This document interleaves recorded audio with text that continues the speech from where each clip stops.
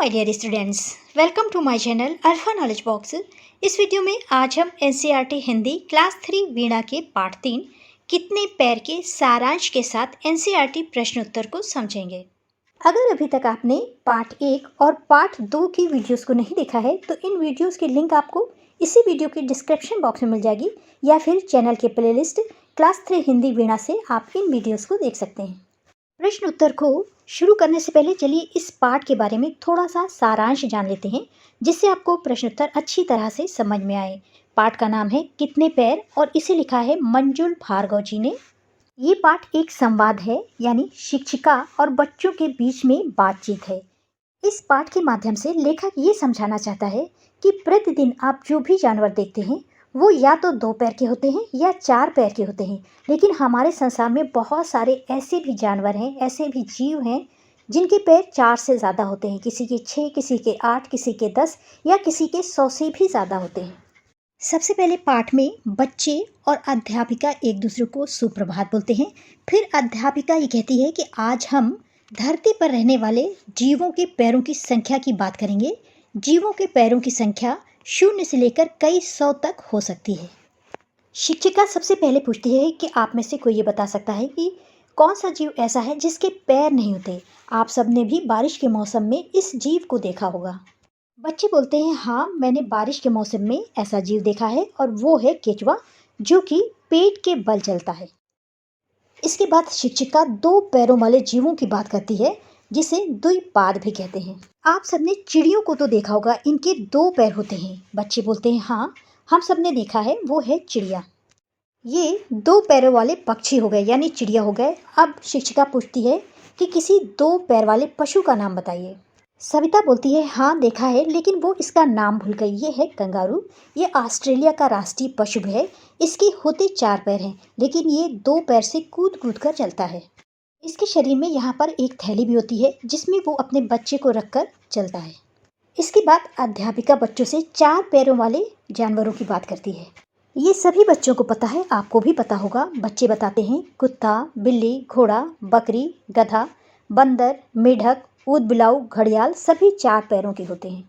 इसके अतिरिक्त शेर, चीता, ज़ेब्रा, जिराफ और भी ऐसे जानवर हैं जिनके 4 पैर होते हैं। इसके बाद अध्यापिका ऐसे जीव का नाम पूछती है जिसके 6 पैर होते हैं। यहाँ पर देखिए, ये चींटी बनी हुई है। 1, 2, 3, 4, 5 और 6, जिसके 6 पैर हैं। इसके अतिरिक्त मक्खी, भंवरा, तितली और झींगुर के भी 6 पैर होते हैं। अब शिक्षिका ऐसे जीव का नाम पूछती है जिसके 6 से अधिक पैर होते हैं। यहाँ पर देखिए, ये मकड़ी बनी हुई है। 1, 2, 3, 4, 5, 6, 7, 8, इसके 8 पैर होते हैं।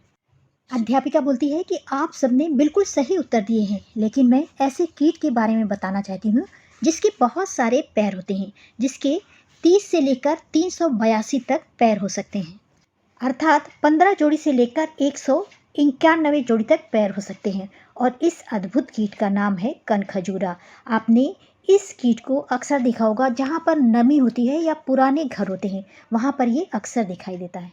इस तरह से कितने पैर पाठ के माध्यम से आपने जाना कि आपके चारों तरफ जो भी जीव रहते हैं उनके या तो पैर ही नहीं है, या फिर 2, 4, 6, 8, 10 या 100 से ज़्यादा पैर होते हैं। चलिए पाठ के प्रश्न उत्तर को शुरू करते हैं। सबसे पहले है बातचीत के लिए। इसमें पहला प्रश्न है, कुछ अन्य जीवों के नाम बताइए जिनका उल्लेख इस पाठ में नहीं है, और साथ ही उन जीवों के पैरों की संख्या भी बताइए। पाठ में मछली, सांप, भालू, चूहा और भैंस की बात नहीं की गई है। मछली के 0 पैर होते हैं, यानी पैर होते ही नहीं हैं। सांप के भी पैर नहीं होते हैं। भालू के 4 पैर होते हैं, चूहा के 4 पैर होते हैं और भैंस के भी 4 पैर होते हैं। इसके अतिरिक्त आप दूसरे भी जीवों के नाम लिख सकते हैं जिनका उल्लेख इस पाठ में नहीं हुआ है। दूसरा प्रश्न है, शरीर के कौन से अंग इधर उधर आने जाने में सहायता करते हैं। इस पाठ में पैरों की बात की गई है, इसलिए उत्तर हो जाएगा इधर उधर आने जाने में पैर सहायता करते हैं। तीसरा प्रश्न है, क्या पशु पक्षियों और छोटे छोटे कीटों को इधर उधर जाने में पैर सहायता करते हैं। बिल्कुल करते हैं। आप लिखेंगे, हाँ, पशु पक्षियों और छोटे छोटे कीटों को भी इधर उधर जाने में पैर सहायता करते हैं। चौथा प्रश्न है, केंचुए के अतिरिक्त आप कोई और जीव बता सकते हैं जिसके पैर नहीं होते हैं। वो जीव हैं मछली और सांप। आप उत्तर लिखेंगे, केंचुए के अतिरिक्त मछली और सांप के पैर नहीं होते हैं। पांचवा प्रश्न है, पैरों के अतिरिक्त हमारे शरीर में और कौन कौन से अंग 2 की संख्या में होते हैं? उत्तर हो जाएगा, पैरों के अतिरिक्त हमारे शरीर में हाथ, कान और आँख 2 की संख्या में होते हैं। अगली हेडिंग है आपका पैर। अपने पैर और हाथ की बनावट को ध्यान से देखिए। आपके पैर और हाथ की बनावट में क्या समान है और क्या भिन्न है, पहचानिए और लिखिए। यहाँ पर पैर के बारे में लिखना है और यहाँ पर हाथ के बारे में। पहला पॉइंट लिखा हुआ है अंगूठे हैं, यहाँ पर भी अंगूठे हैं, यानी दोनों में अंगूठे होते हैं। पहले समानता की बात करते हैं। पैर में देखिए एक अंगूठा है, हाथ में भी एक अंगूठा होता है। 5-5 उंगलियां होती हैं पैर में भी और हाथ में भी 5-5 उंगलियां होती हैं। समानता और भिन्नता आप अपने पैरों और हाथों के अनुसार लिखिएगा। मैंने लिखा है पैर में अंगूठे छोटे मोटे हैं, हाथ में अंगूठे लंबे और पतले हैं। दूसरा, पैरों की उंगलियां छोटी और मोटी हैं, यहाँ पर हाथों की उंगलियां लंबी और लचीली हैं। तीसरा अंतर है, मैं पैरों का प्रयोग चलने और खड़े होने के लिए करता हूँ और हाथों का प्रयोग विभिन्न क्रियाओं जैसे लिखना, उठाना, पकड़ना आदि के लिए करता हूँ। अगली हेडिंग है पाठ के भीतर। पहला प्रश्न है, सही कथन के आगे सही का चिन्ह लगाइए। पहला है, सभी जीवों को केवल 2 ही पैर होते हैं, ये गलत है। दूसरा, केंचुए अपने पेट के बल सरकते हैं क्योंकि उनके पैर नहीं होते, ये सही है। अगला है, 2 पैर वाले जीवों को द्विपाद कहते हैं, ये भी सही है। अगला है, गाय, भैंस, बकरी आदि चतुष्टपाद हैं, यानी 4 पैर वाले हैं, ये भी सही है। और अंतिम है, जीवों के पैरों की संख्या 0 से लेकर कई 100 तक हो सकती है, ये भी सही है। दूसरा प्रश्न है, नीचे दी गई तालिका में पैरों की संख्या के अनुसार जीवों के नाम लिखिए। पहले जीव लिखने हैं 0 पैर वाले, दूसरे 2 पैर वाले, तीसरे 4 पैर वाले, चौथे 6 पैर वाले और अंत में 8 पैर वाले। और सबसे अंत में लिखना है 8 से अधिक पैर वाले। 0 पैर वालों में लिख सकते हैं आप केचुआ, सांप और मछली। 2 पैर वालों में लिख सकते हैं मनुष्य, पक्षी। 4 पैर वालों में आप लिख सकते हैं गाय, भैंस, भालू। 6 पैर वालों में आप लिख सकते हैं चींटी, मक्खी, तितलियाँ। 8 पैर वालों में लिख सकते हैं मकड़ी, ऑक्टोपस। और 8 से अधिक पैर वालों में आप लिख सकते हैं कनखजूरा और झींगा मछली। तीसरा है, कैसे रखें पैरों का ध्यान। अपने सहपाठियों से चर्चा करें कि हम अपने पैरों का ध्यान कैसे रख सकते हैं। यहाँ पर पहला लिखा हुआ है, नाखूनों को नियमित रूप से काटना। इसी तरह के वाक्य आपको भी बनाना है। दूसरा पॉइंट आप लिख सकते हैं, पैरों को अच्छी तरह से धोना और सुखाना। तीसरा लिख सकते हैं, आरामदायक और सही साइज के जूते पहनना। और अंतिम लिख सकते हैं, पैरों की नियमित मालिश करना, ये रक्त संचार में सुधार करता है। अगली हेडिंग है भाषा की बात। 4 पैर वाले जीवों को चतुष्पाद कहते हैं। चतुष्पाद का प्रचलित शब्द चौपाया है, जिसका अर्थ है 4 पैर वाला।